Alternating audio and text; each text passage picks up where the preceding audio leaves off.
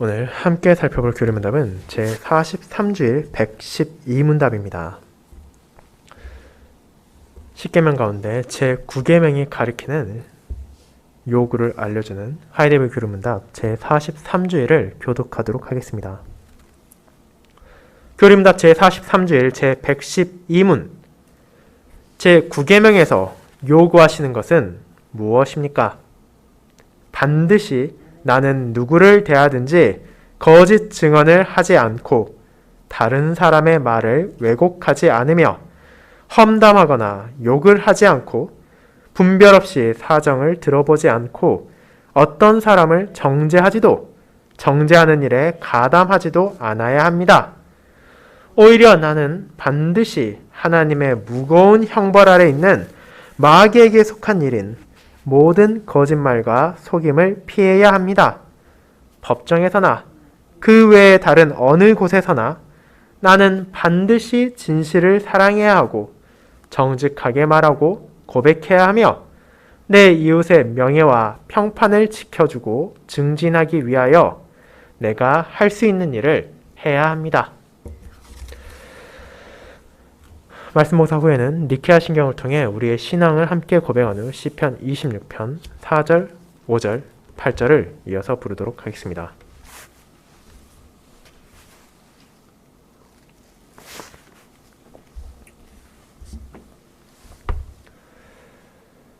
사랑하는 주 예수 그리스도 안에 있는 형제 자매님들, 여러분은 하루의 삶을 보내는 동안 그리고 한 주의 삶을 보내는 동안 얼마나 많은 거짓을 듣고 말하신다고 생각하십니까?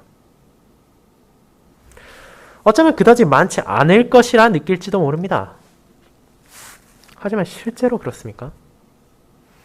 우리가 인식하지 못할 뿐이지 일상생활에서 접하게 되는 상대와의 대화, 그리고 우리가 접하는 매체의 표현은 진리가 아닌 것들이 상당수 있을 뿐 아니라 오히려 그와 같은 진실을 왜곡하는 가십과 험담이 적지 않습니다. 정치인들은 여야 좌우를 막론하고 자신들의 이득을 위해서 완전한 거짓을 입에 담는 것도 주저하지 않으며 서로 실제로 있었던 일을 이야기한다 하더라도 자신들에게 유리한 것은 과장해서 불리한 것은 축소하거나 삭제해서 표현하므로 그것을 듣는 사람들이 바른 판단을 내릴 수 없게 합니다. 그리고 그런 이들의 성공을 바라보는 많은 사람들 또한 그들과 같은 방식으로 거짓을 말하고 세상에서 진리를 점점 밀어내고 추방하려 합니다. 마치 나만은, 내가 좋아하는 사람은, 내가 지지하는 사람만은 진실을 말한다고 생각하지만 실제로는 그것까지도 자신을 속이는 거짓이라는 현실에는 눈을 감습니다. 그렇게 우리는 허다한 거짓을 직접 듣기도 하고 직접 말하기도 합니다. 그와 같이 이 세상에는 다양한 방식의 거짓들이 이미 자리를 잡고 있습니다. 그리고 그런 거짓들은 다름 아닌 거짓된 삶의 열매로 나타나는 것이며 거짓된 삶은 그 사람의 정체성이 어디에 있는지를 우리에게 알려줍니다. 신자에게 하늘 아버지가 되어주신 분은 조금의 거짓도 없으신 진리의 하나님이십니다. 이 세상에서 자녀들이 부모를 닮는 것이 당연한 것처럼 그분께서는 우리가 자신을 닮아 이 세상 가운데 진리를 드러내기를 바라십니다. 그러나 그런 삶을 살아가고자 하는 성도들은 동시에 세상에 자리 잡은 다른 아비를 가진 자들을 만나게 됩니다. 진리의 하나님과 대조되는 거짓의 아비인 마귀는 자신에게 속한 자녀들로 하여금 이 세상에서 진실을 왜곡하고 이웃의 명예와 평판을 깎아내리고 거짓을 퍼뜨리도록 합니다. 이처럼 하나님의 자녀들과 마귀의 자녀들은 자신들의 행동만이 아니라 자신들의 입에서 나오는 언사를 통해서도 그들이 진정 누구에게 속해 있는지를 알려줍니다. 그리고 오늘 우리가 살필 교리문답 제43주일은 언약의 10가지 말씀 가운데 9번째 계명인 내 이웃에 대하여 거짓 증거하지 말지니라는 가르침을 통해 우리가 이 땅에서 어떻게 혀를 다스리고 우리의 입으로 무엇을 드러내야 하는지를 알려줍니다. 이를 저는 하나님께서는 자신의 자녀들이 진리를 드러내도록 부르셨습니다. 라는 제목으로 살펴보고자 합니다. 그리고 이 세상에서 서로 대립하는 마귀의 자녀들과 하나님의 자녀들이 어떻게 그들의 정체성을 드러내고 밝히는지를 살펴보고자 합니다. 첫 번째, 거짓을 드러내는 마귀의 자녀들에 대해 먼저 알아보도록 하겠습니다.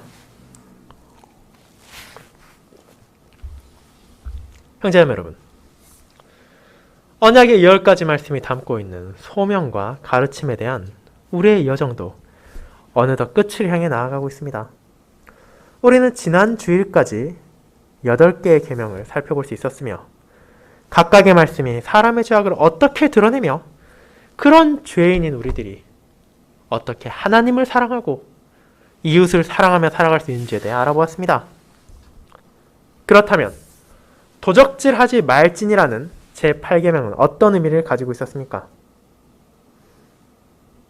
이는 모든 인간이 가지고 있는 탐심과 시기라는 죄성을 가리키는 계명이었습니다.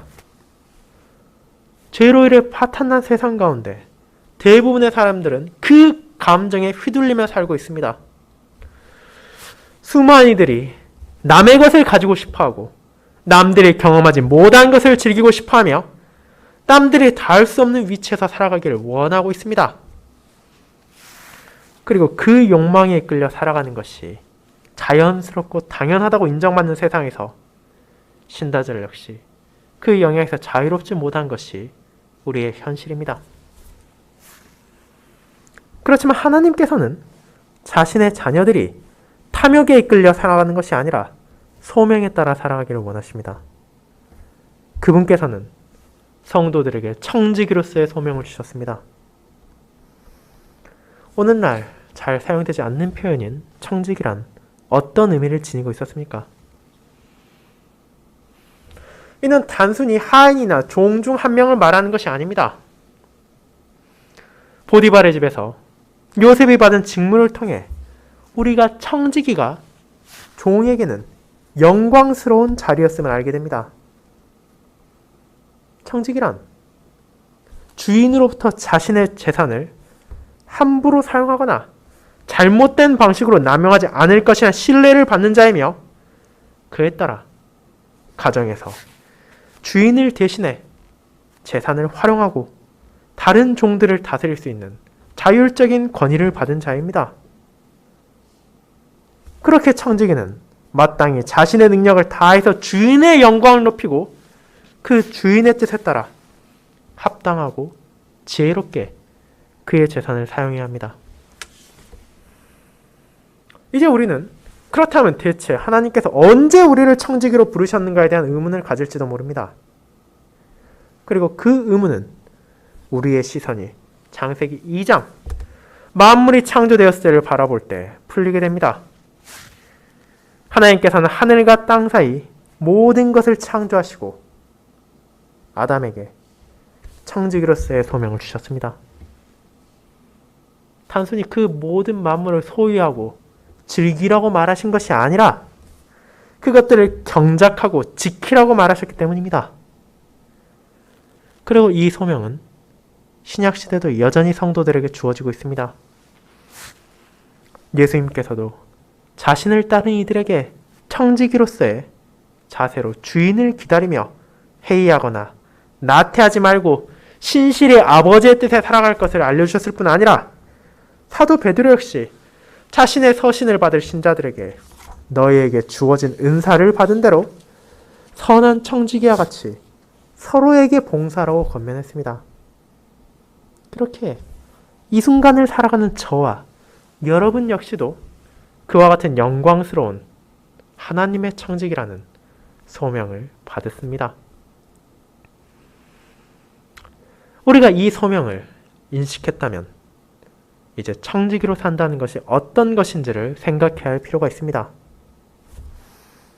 자, 여러분의 주인이 여러분의 그동안의 행적을 보고 신뢰하고 사랑해서 이제 그냥 종이 아니라 청지기로서 불렀습니다. 그렇다면 그 청지기는 어떻게 하는 것이 합당하겠습니까? 다른 청지기가 맡은 창고를 기웃거리며 그것을 빼돌리거나 훔쳐서 가지려 하는 자세를 가질 수 있겠습니까? 심지어 여러분의 주인인 하늘 아버지께서는 어떤 부족함도 없으신데도 그렇게 탐욕과 시기로 다른 이들에게 맡기신 것들을 원한다면 이것이 주인께 어떤 영광을 돌리겠습니까? 이런 행동은 오히려 우리의 주인신 하나님의 이름에 먹칠을 하는 것입니다. 모든 선의 원천이신 하나님께서는 저와 여러분에게 선물들을 주셨습니다. 물론 그 선물들은 완벽하게 동일한 것이 아닙니다.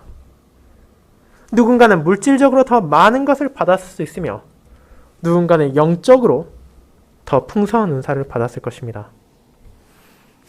하지만 중요한 것은 그 선물을 받은 중 그 누구도 부족하게 받아 결핍에 빠지지는 않았다는 것입니다. 모든 것을 아신 하나님께서는 우리에게 가장 필요한 것들을 가장 필요한 때에 주십니다. 만약 진정 우리에게 무언가가 필요하다면 그분께서는 이를 주실 것이며 우리가 가진 것이 재량을 넘어서는 것이라면 넘치기 전에 그것을 거두어 가실 것입니다.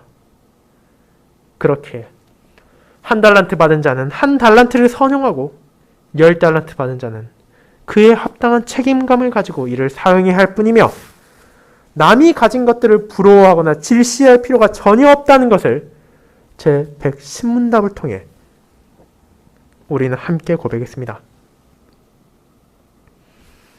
그렇다면 그분께서 주신 것들을 어떻게 사용하는 것이 선한 청지기의 자세를 할 수 있겠습니까? 이는 자기 자신을 위해 그것들을 사용하는 것이 아니라 이웃의 유익을 위해 사용하고 그런 삶을 통해 나만이 아니라 우리를 둘러싼 이웃과 세상까지도 하나님의 이름에 영광을 돌리도록 하는 것입니다. 그것이 베드로가 말한 서로 봉사란 의미이며 주님께서 말씀하신 양식을 나누어 주라는 것에 담겨있는 가르침입니다. 나의 것, 나의 소유, 나의 경험에 집착해서 끊임없는 탐심에 자신을 내어놓는 것이 아니라 하나님을 사랑하고 이웃을 사랑하기 위하여 자신의 욕심을 버리고 오히려 서로에게 봉사하기 위해 성실히 일하며 주님께서 베푸신 선물들을 사용하는 것이 주님의 자녀이자 그분의 청지기로서 부름받은 성도들의 소명입니다.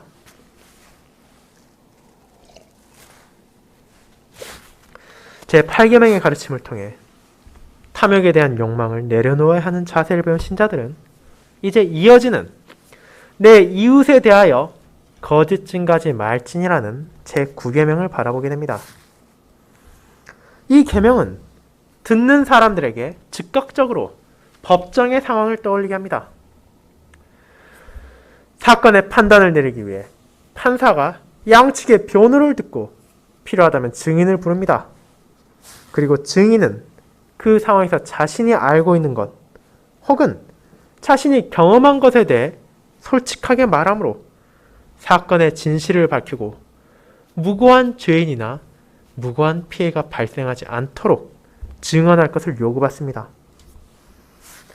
그런데 그때 증인이 한쪽으로부터 뇌물을 받거나 피고나 원고 가운데 한 명과 개인적인 이해관계 혹은 원한관계에 얽혀 거짓을 말한다면 어떤 일이 발생하겠습니까?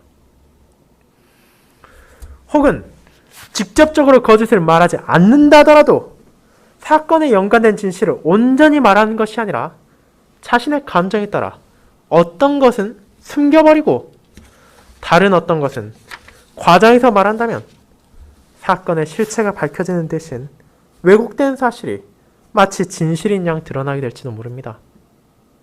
그 결과 법의 심판을 받아야 하는 죄인이 무죄 선언을 받아 풀려나기도 하고, 아무런 죄도 없는 사람이 죄인이 되어 감옥으로 가게 될 수도 있습니다. 그리고 안타깝게도 이런 거짓 증거와 증언은 우리에게 있어서 딱히 놀라울 것이 아닙니다. 왜냐하면 이런 것들을 우리는 법정에서만이 아니라 세상에서도 이미 흔하게 바라볼 수 있기 때문입니다. 그렇다면 우리 주변을 가득 채우고 있는 이와 같은 거짓들은 무엇입니까? 우리는 당연하게도 계명이 직접적으로 가리키는 거짓 증언을 떠올릴 수 있습니다. 법정에서 자신이 한 서약에 어긋나게 거짓을 말함으로 사적인 이득을 취하거나 진실을 가려버릴 경우 이는 분명한 죄악이자 악의 산물입니다. 하지만 제9계명이 금지하는 것은 법정에만 한정된 제한적인 거짓이 아닙니다. 다른 계명들이 그러하듯이 가장 치명적이고 이웃에게 해를 끼칠 수 있는 위험한 거짓을 시작으로 해서 하나님께서는 그곳으로 향하는 그 모든 거짓들과 사소한 잘못들까지도 금지하시는 것입니다. 그렇게 우리는 당연히 법정에서만이 아니라 우리의 일상에서도 거짓을 말해서는 안 될 뿐 아니라 다른 사람들의 말을 왜곡해서도 안 됩니다. 이 왜곡은 신자 앞에 놓여있는 교묘한 함정입니다.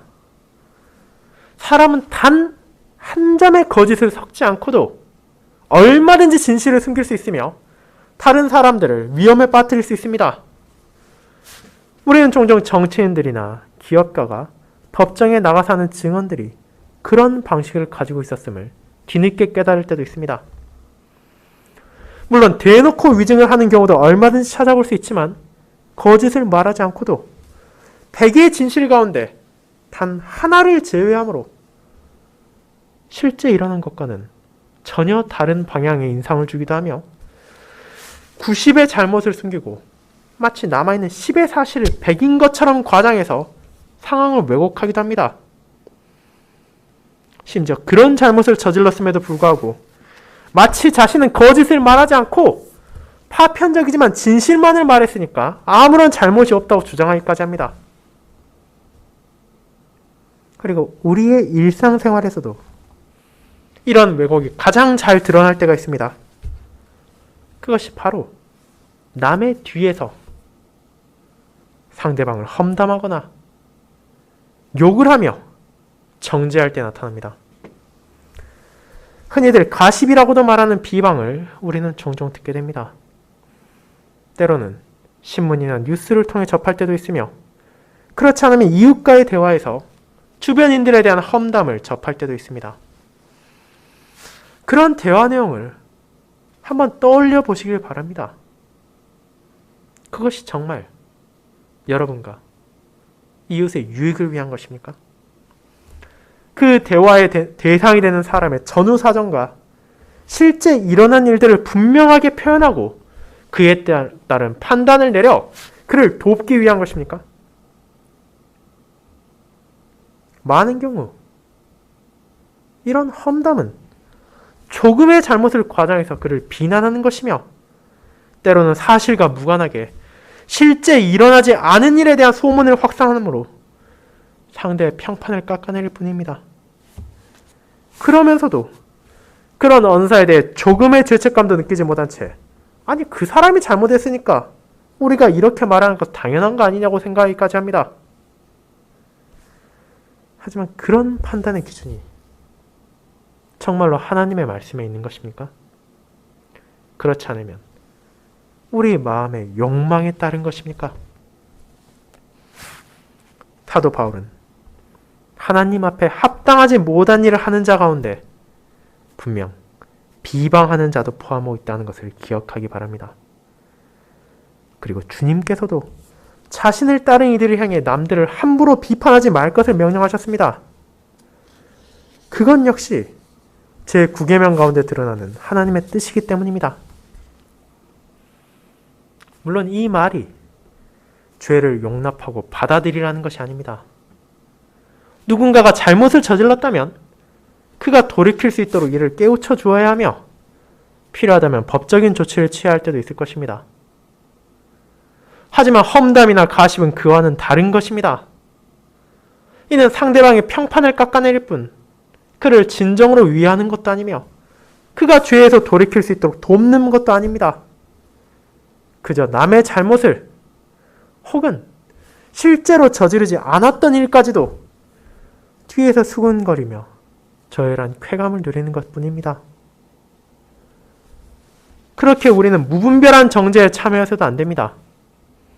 실제 있었던 일을 바르게 알지도 못하고 알려고 하지도 않으면서도 마치 내가 정의의 집행자인 양 남들을 비난하고 모욕하는 죄를 짓는 것이 아니라 형제와 자매가 정말로 죄를 지었다면 권징의 질서에 따라 조용히 그에게 다가가 회개를 요청해야 하는 것이지 그것을 주변 사람들에게 소문을 내고 그를 헐뜯는 것은 이웃을 사랑하는 행위도 아니고 하나님의 뜻에 따르는 것도 아닙니다. 이와 같은 거짓, 남을 향한 비방, 이웃을 향한 공격이 어디로부터 기인한 것인지 우리는 알고 있습니다. 이는 하나님으로부터 온 것이 아니라 마귀로부터 나오는 것입니다. 우리의 첫 조상인 아담과 하와를 유혹한 사탄은 하나님의 말씀을 왜곡하고 거짓을 섞음으로 그들이 죄로 향하도록 했습니다.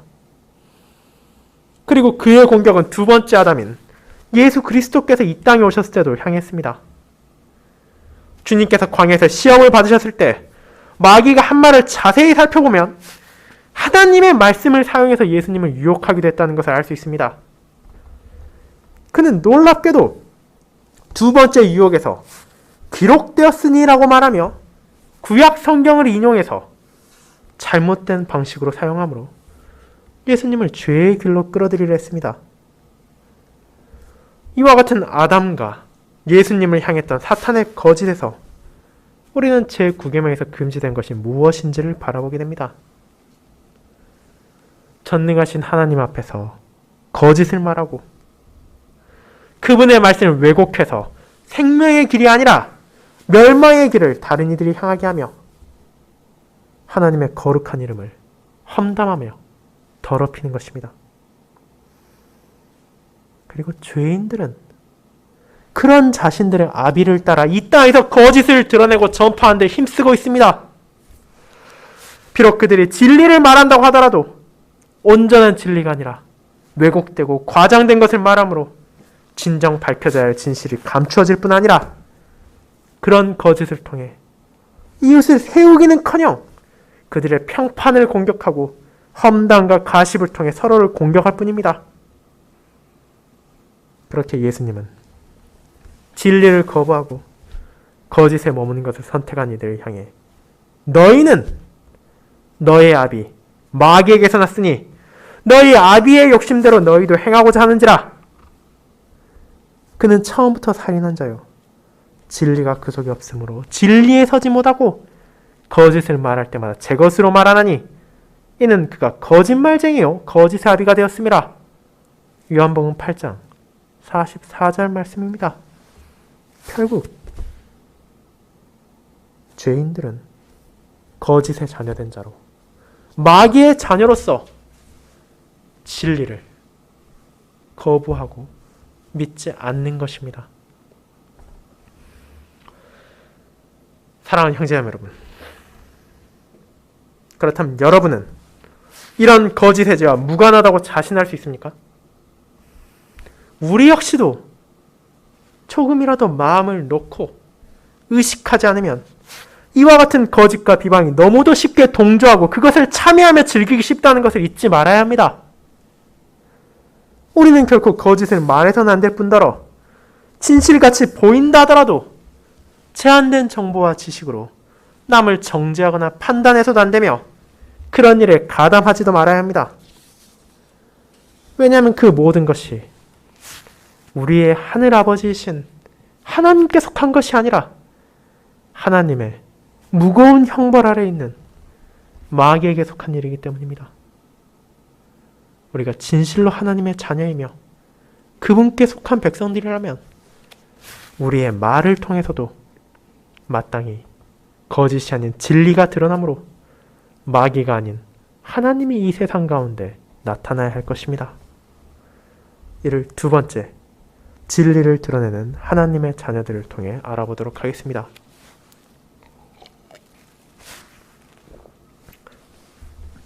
성도 여러분, 그렇다면 제9계명을 어기고 살아가는 것, 거짓과 비방을 통해 이웃을 해하고 하나님을 거부하는 것이 마귀의 자녀들의 삶이라면 하나님의 자녀들은 어떻게 살아가야 합니까? 그것을 우리는 하나님이 어떤 분이신지를 떠올리면 알아갈 수 있습니다. 사탄의 자녀들이 거짓을 말하고 험담과 가십에 몰두함으로 남을 비방하며 공격하는 것은 바로 그들의 아비인 마귀가 그러하기 때문입니다. 하나님의 말씀 가운데 우리는 그런 마귀의 본성들을 깨달을 수 있었습니다. 그렇다면 하나님께서는 어떤 분이십니까? 그분을 가리키는 수식어 중 하나는 바로 진리의 하나님이라는 것입니다. 그분께 사시는 말씀을 떠올려 보십시오. 그분이 하신 말 가운데 허황된 것이 하나도 없으며 분별 없는 정죄나 남을 향한 비방이 없습니다. 그분께서는 자신들의 백성들에게 필요한 것들을 말하셨습니다. 때로는 가혹한 회초리와 같은 말을 통해 그들을 죄악에서 돌이키기도 하셨지만 고난 가운데 인내하는 자들을 향해 다정한 아버지의 사랑의 말로 격려하기도 하셨습니다. 그와 같이 진리의 하나님께서 드러내신 것은 거짓의 아비인 마귀가 드러내는 것과 대조되는 것입니다. 이런 아버지를 우리가 안다면 자연스럽게 우리의 입에서 나와야 하는 것도 무엇을 나타내야 하는지 깨달을 수 있습니다. 하나님의 자녀들은 법정은 물론이거니와 우리의 일상 가운데서도 진리를 사랑하고 진실을 정직하게 말하며 고백해야 합니다. 제 112문답의 후반부가 말하는 이런 고백들은 우리에게 너무나 당연한 것처럼 보이는 것들입니다. 세상에 그 어떤 사람이 거짓을 말하는 것이 마땅하다고 여기겠습니까? 하지만 이것이 그저 머릿속에서만 머물고 실제 그들의 일상의 대화에서 그들이 법정에서 하는 증언에서 그들이 형제 자매 하나는 교제에서 나타나지 않는다면 그 생각에 어떤 의미가 있습니까? 우리는 실제 삶에서 진실을 드러내고 말해야 합니다. 이 진실은 1차적으로는 우리가 마주한 상황에서 속임수나 거짓을 배제하고 직접 보고 경험한 것을 토대로 말하라는 것입니다.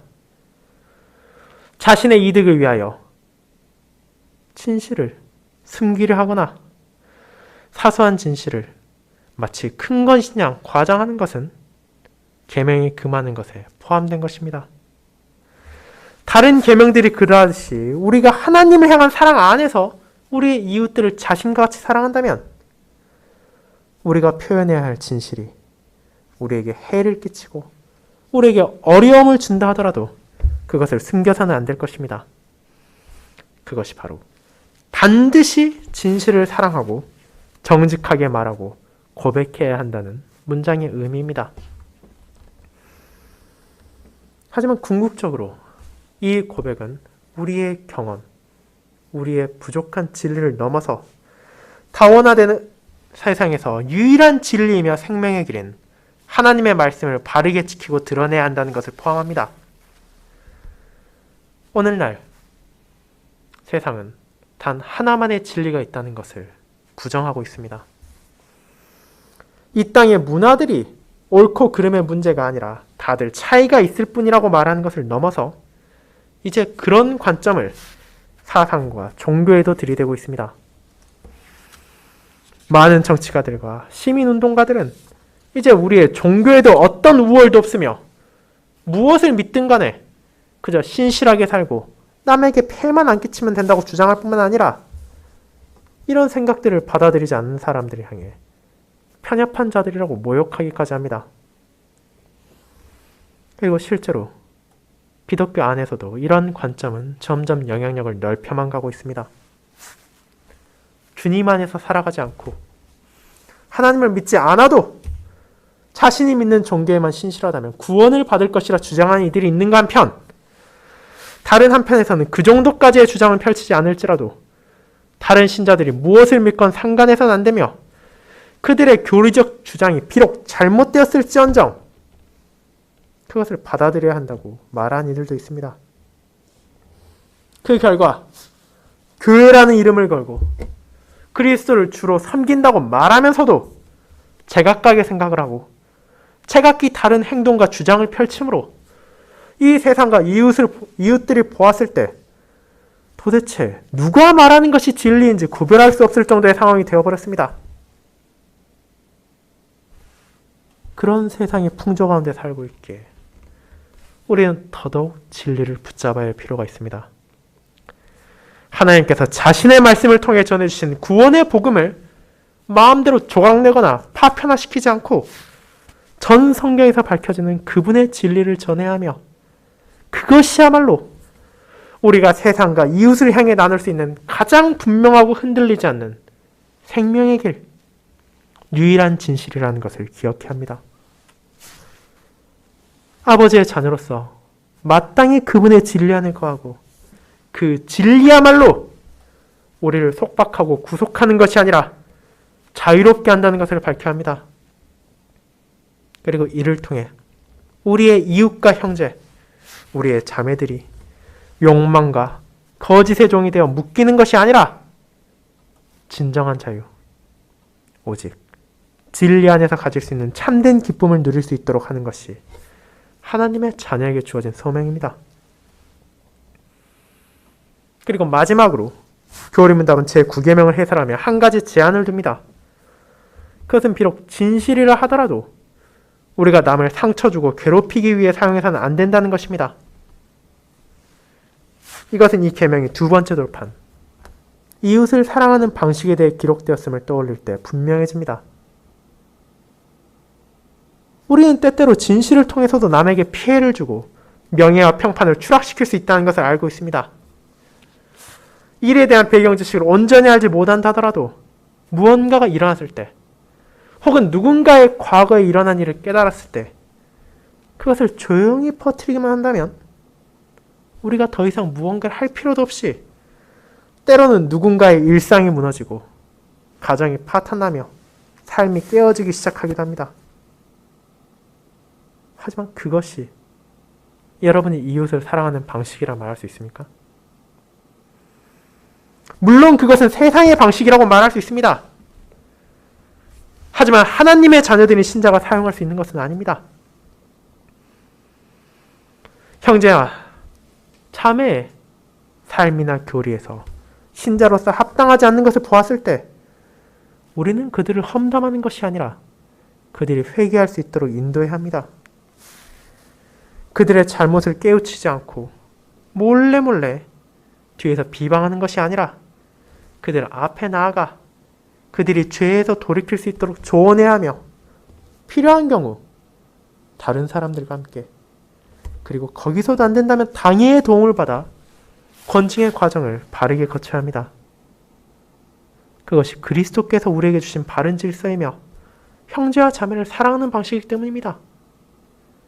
그리고 그 결과 그들이 진정 돌이켰다면 그에 대해 소문을 내는 것이 아니라 그것을 조용히 묻고 그들이 주님 안에서 함께 살아갈 수 있도록 격려하고 도와주는 것이 우리의 삶입니다. 물론 그 죄가 사법적인 절차가 필요한 것이라면 우리는 때로는 경찰이나 정부에 알릴 필요가 있을 것입니다. 하지만 그 과정에 있어서도 쓸데없는 추문이 성도 간에 퍼지거나 루머가 교회를 흔드는 일이 없도록 우리는 그 상황에서도 진실을 바르게 붙잡고 사랑해야 합니다. 그것이 바로 내 이웃의 명예와 평판을 지켜주고 증진하기 위해 우리가 기억해야 하는 것입니다. 하나님의 자녀들이 마땅히 속하고 전해야 할 진리에 대한 가르침을 주님께서는 전해주셨습니다. 자신을 믿은 유대인들 향해 너희가 내 말에 거하면 참으로 내 제자가 되고 진리를 알지니 진리가 너희를 자유롭게 하리라고 말하신 것입니다. 아브라함의 자손이며 남의 종이 된 적이 없다고 주장하는 유대인들의 반발을 향해 그분께서는 모든 인간이 죄의 종이라는 것을 알려주시며 그들이 자신 안에서 밝혀진 진리를 거부한다면 여전히 그 종에서 벗어날 수 없음을 말하셨습니다. 그리고 이어서 무엇이라 말하십니까?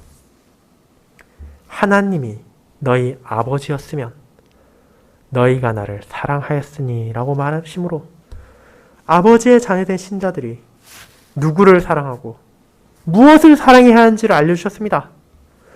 우리는 하나님께 속한 자로 그분의 말씀을 듣고 주님께서 전하신 진리를 믿으며 그 진리를 이제 세상 가운데 전해야 할 소명을 받았습니다. 우리는 마땅히 입에서 거짓을 제거하고 하나님께서 우리에게 주신 혀를 통해 그분을 찬양하고 이웃을 도와야 하며 그 모든 것으로 우리 아버지이신 하나님의 진리를 이 땅에 드러내야 하는 것입니다. 사랑하는 성도 여러분, 그렇게 우리 입에서 나오는 말까지도 하나님의 자녀로서 합당한 것이 되도록 합시다. 아무런 생각 없이 거짓과 속임을 내뱉는 것이 아니라 아버지의 진리가 우리의 말을 통해서도 드러나도록 합시다. 거짓과 기만이 가득한 세상에서 우리를 둘러싼 이웃들이 저와 여러분의 말을 통해 교회가 선포하는 아버지의 말씀을 통해 진리를 바라보고 영원히 흔들리지 않는 아버지의 영광을 찬양하도록 합시다. 그리스도 안에서 주어진 참된 진리 가운데서만 우리는 하나님과 이웃을 증오하고 미워하는 악한 옛 본성과 마귀의 손길로부터 자유롭게 될 수 있습니다.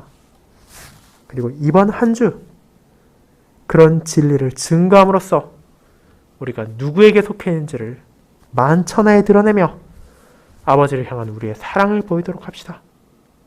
그것이 바로 우리를 향해 주어진 제9계명에 대한 순종이며 우리의 혀와 우리의 입을 통해 드러내는 하나님과 이웃을 향한 신자의 감사의 열매이기 때문입니다. 아멘.